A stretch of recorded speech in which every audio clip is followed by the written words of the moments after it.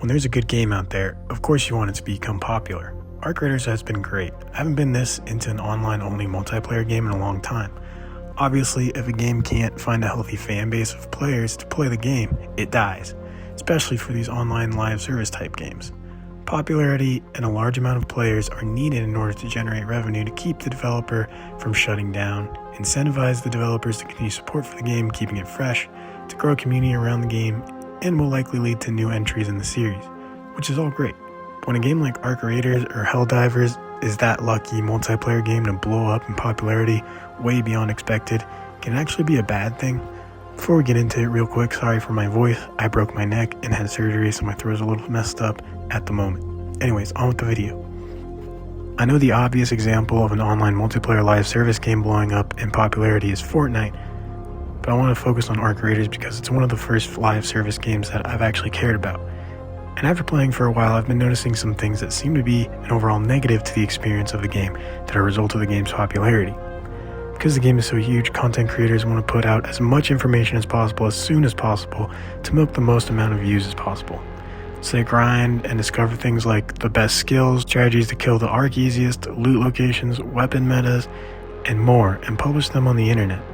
With a game like Arc Raiders, those are the types of things that are meant to be part of the enjoyment of the game, figuring it out for yourself, being a raider that slowly masters the art of raiding through trial and error, not just by looking up some YouTube tutorial and copying it.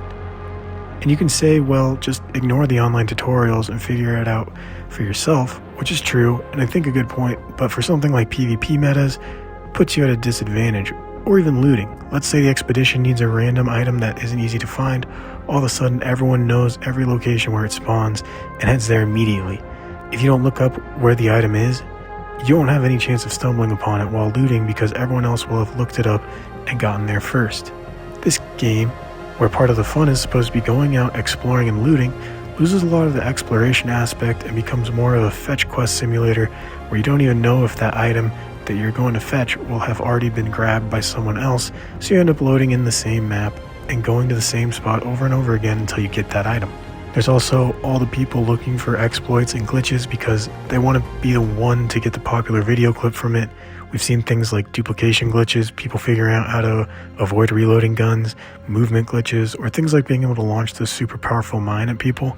And then right when these are discovered, everyone starts using them because a streamer is doing it or because of a viral social media post.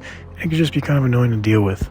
Devs have done a pretty good job at patching these things, but it still can just be annoying if you see it firsthand in the game.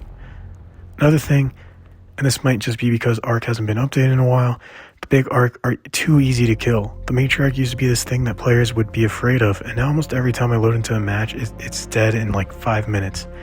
Everyone has already seen exactly how to do it easily online, or has the best loot because they play the game way too much or something.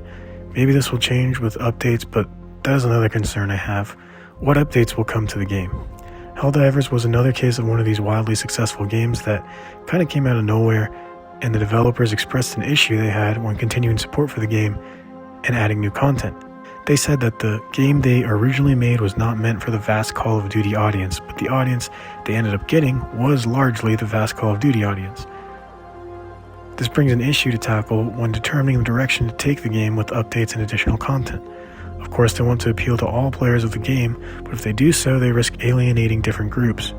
And it seems the sentiment online is that those devs of Helldivers did update the game with content that did appeal to the vast player base of the game, but that player base moved on because it was the Call of Duty audience that was going to move on anyways.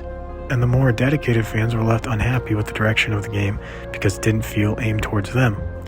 I fear a similar thing could happen with this game. I'm hoping that the updates will retain the game's identity while expanding on the content and hopefully add difficulty and challenge to the game and the Arc, not shy away from scaring away the more casual player base. And my last point is a pretty small and insignificant one, but can kind of be annoying. So many people wanting to get their clips that will go viral, things like impersonating the burnt peanut and acting stupid, or camp in a random corner and stall for 20 minutes so that they can get clips of them getting kills. I'm sure this type of stuff would happen anyways, but I'm pretty sure the popularity around the game increases the amount of people doing toxic stuff hoping that they'll get views. Anyways, I'm still having fun with the game and I'm excited to see what they bring to it with further updates. But what do you guys think? Will popularity of Arc Raiders be its downfall, Will something else cause it to end? Or will it live forever like Fortnite? Let me know what you think in the comments.